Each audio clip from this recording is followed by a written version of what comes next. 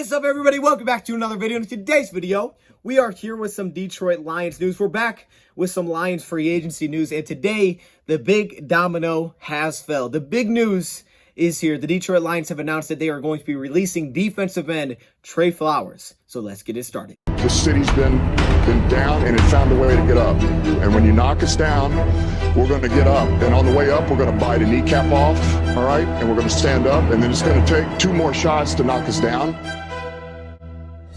We're going to take another hunk out of you.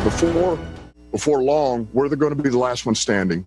Welcome everybody to another video. Glad you guys are here. We are back with some Lions news, and we are here with some Detroit Lions free agency news. We actually got this news as we were live doing the Michigan game. Shout out to the chat that was like, man, it just happened. It went down. So here we are to talk about it a little bit. Now, this video shouldn't be very long. I'm going to try to get to the point just to get the news out there. We could dive into some film for this, but I really don't think that we have to. But this was the big move that we were all kind of awaiting. Yes, there was a chance the Lions brought him back. And I know a couple guys in the chat, did want to bring him back. But the Detroit Lions have announced today that they will be releasing Trey Flowers on the first day of the new league year, which is next week. So Trey Flowers will no longer be a Detroit Lion. And this was kind of the biggest way that the Lions could save cap space for this year's free agency, aside from doing like a restructure again on Jared Goff's contract. This was the easiest way the Lions could save a pretty big chunk of change for this year's free agency and going forward. Now, we know there is some dead cap with this for this season that the Lions are going to have to deal with,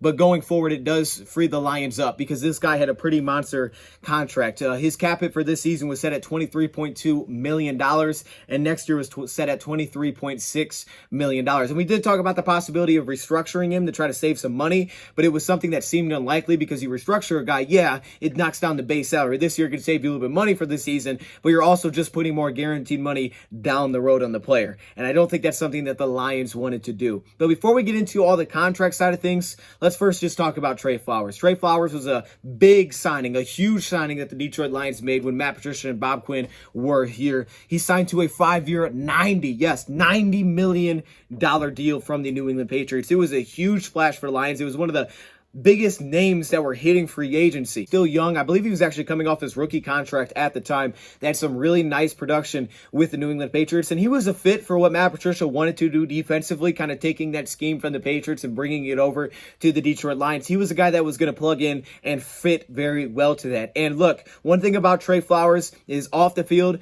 as other people have said, he's been nothing but class. Really good leader by example off the field. He kind of just put his head down and he just grinded. He went to work. When the Detroit Lions said, hey, we're going to try to move you to outside linebacker, and crazy things on social media because people talk about him. Like, we all know we paid him a lot. So there were some very high expectations. And yeah, it's fair to say that he didn't really live up to that with the Detroit Lions.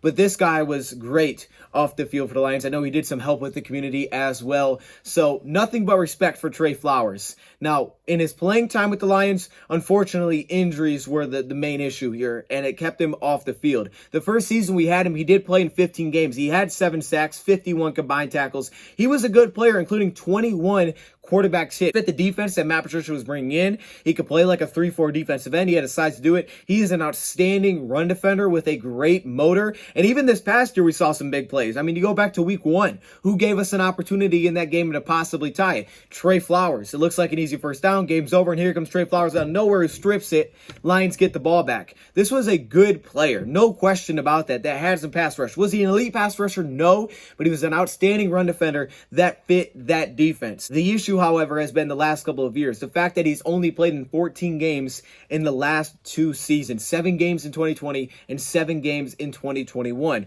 And because of that, his production hasn't been there. For the last 2 seasons, he's only had 3.5 sacks, and he's only had 46 combined tackles. But for the amount of money that he was on the books for, over $20 million, it's really hard to pay that much to a guy that just has not been able to find the field.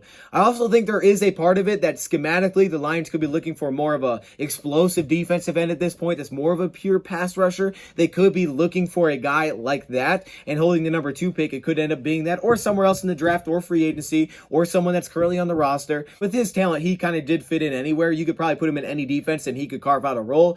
It's just been the fact that he's been missing time with injuries, which is super unfortunate. He is now 28 years old. He's going to hit free agency again. I would bet that his price drops big time, but there still is a ton of talent there. And if a team wants to take a shot on a guy that has had some injuries, they could spend a little bit of money to bring in what is a very talented player. Even last year, when we did see him on the field, when he was out there with Charles Harris, he just isn't a scary pass rusher, right? And we felt that it's almost like the offense sometimes paid more attention to Charles Harris than they did Trey Flowers. There wasn't a ton of fear there. He was good for the other defense, but for what the Lions are going to do forward, I don't think he'd be an ideal fit. Like, there's no way Aaron Glenn and the Lions would have gave out $90 million to Trey Flowers in free agency if it was going back in time and those were our coaches. Maybe he lands back with the Patriots. I know they're opening up some cap space, but let's talk numbers right now. We don't know the Josh Reynolds contract and what the cap number is going to be for this season. So if you just look at like over the cap and you go to the salary cap calculator and you cut Trey Flowers, the Lions salary cap goes to $36 million, but we don't know exactly what that's going to be because we don't know what Josh Reynolds' cap number is for this season.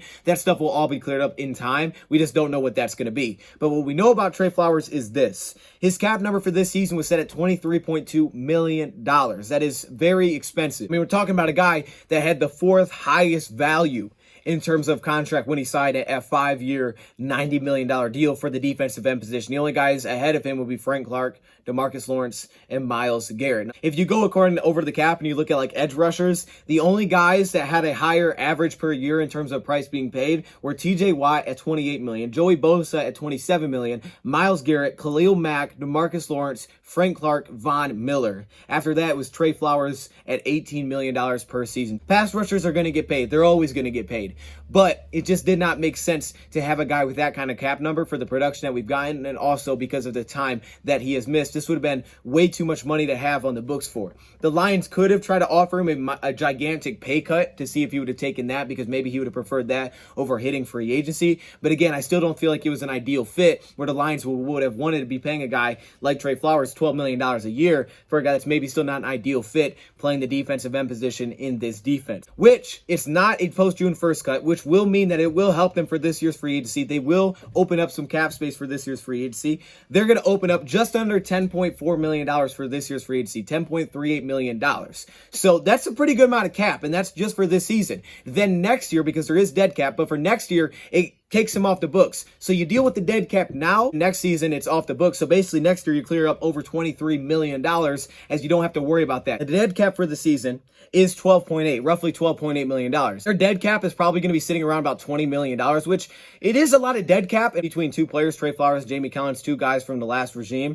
So it is a pretty good amount of dead cap, but again, you kind of get rid of it now. You kind of tear the Band-Aid off. You're still saving some cap, and then you move forward. You don't have to worry about it going down the road, right? If you did a post-June 1st cut, then you still got a little bit there. You don't want to worry about that, right? You just kind of want to tear out the Band-Aid and move forward. Plus, it saves you money for this year's free agency. And the way that I look at it, as an extra $10 million, I mean, hey, that extra $10 million, that could be a Charles Harris cap hit this year, probably even less than that. So you could probably be in a scenario where you could cut Trey Flowers, re-sign Charles Harris, and still have more money left over from that cut. And I feel like with the production that we saw from Charles Harris, the fact that he's able to play in all games, that production was still better than what Trey Flowers was giving us because he hasn't been able to find the field consistently. So yes, the dead cap stinks, but you kind of tear off the Band-Aid, you move forward, and you open up $10 million in cap, which is a lot because you can always backload contracts a little bit. It's a lot of money. And now for next year, you're opening up $23 million. You can backload contracts a little bit now. We're expecting the salary cap to continue to go up every single year. So you could backload guys, and this could be multiple signings for the Lions. This could open up multiple signings. You can open up a big splash, whether that's a safety, a receiver. This could open up multiple deals depending on how they set up contracts. This was something that felt like it kind of had to be done. It was just a dead cap, but I think it made sense. There's some ways in here, I'm sure there are, where the Lions could save even more than $10 million this year. There's probably like little things in there that I'm not completely sure of or I'm aware of, but we'll know when we know. When the release goes down, we'll get those updates in there if the Lions do end up saving more than $10 million for free agency, because I'm sure there's little things that the Lions could do with this to do that. It really is kind of like the end of a lot of the turnover that we had with the last regime when Matt Patricia and Bob Quinn were here. Now moving on from Trey Flowers, he was kind of like the last piece of that puzzle for the Lions to do so. And again, this is an issue. This is what the Lions need to find consistency. Find guys they believe in, which hopefully is Dan Campbell and Brad Holmes, and move forward with them. That way we stop this process of getting stuck with dead money because a guy signed someone that they want because they have to give him money because we're not winning. And then all of a sudden he comes in and 2 years later you're firing coaches and the next regime is stuck with that player. We have to stop putting ourselves in that spot and hopefully we can find some consistency, because it is not good for your team. It's not how you build a consistent winner with all this turnover constantly. So hopefully that's the case, and hopefully we can get things going next season, because the Lions need to. And the Lions spoke highly of this guy because he is a class act. He's a high effort player. He is a leader in the locker room. But when they were kind of like, I guess, mum on the situation, they're like, yeah, we'll kind of be in contact with him. Kind of told you all you needed to know. NFL rumors are saying we're going to have about $41 million in cap space. Again, I don't think the Josh Reynolds one's included because we don't know how much he's going to get paid. I don't know where they're getting that number from, but according to Over the Cap, which I like to use, who has the Josh Woods contract, who has the exclusive rights free agents, who has the Josh Woods, who has the Kabinda contract, we're sitting at $36 million in cap space, 36.1, but that does not include the Josh Reynolds contract until the cap number comes out. So if it's $2 million, we'd have about $34 million in cap space. I'll go based on that, but if you go based on NFL rumors, they're saying $41 million, and I'd rather have $41 million. So we'll see where it all kind of shakes out. The point is the Lions have cap space, and there's ways that you can make this work, but the Lions can make pretty healthy amount of player acquisitions going forward, and one of those has to be Tracy Walker. Another one could be Charles Harris, and also moves in free agency. You got to believe the Lions are going to make a couple splashes here and there. Maybe at least one, whether that's receiver. We did a video on Diggs. We did a video on Allen Robinson. Check them out. Save some for the draft, because now you're not getting this for post-June 1st. You got to save money for the draft. Probably safely about $11-12 million for the draft. So the rest that you can spend for cap number for this free agency, or most of the rest, you still want to have some left over as well. But it is a move that saves the Lions some money instantly. And it was probably the best way they could have done it, because a post-June 1st cut, you don't get money for this year's free agency. So that wouldn't have been very beneficial for this year. And when Brad Holmes calling it the player acquisition phase, it's hard to do that when you have to carry this contract all the way through free agency. So now when players are available, you'll have a little bit of extra money to spend, and it will give an opportunity for Trey Flowers to possibly go sign elsewhere. I just got to say thank you, Trey Flowers. Appreciate everything you did. It's unfortunate, how it kind of played out. We brought you in for a different defense. Obviously, we moved on from that, but there was never any complaining for the guy. Now, yes, he was getting paid a lot. He was not playing up to the amount that we were paying him, that's for sure.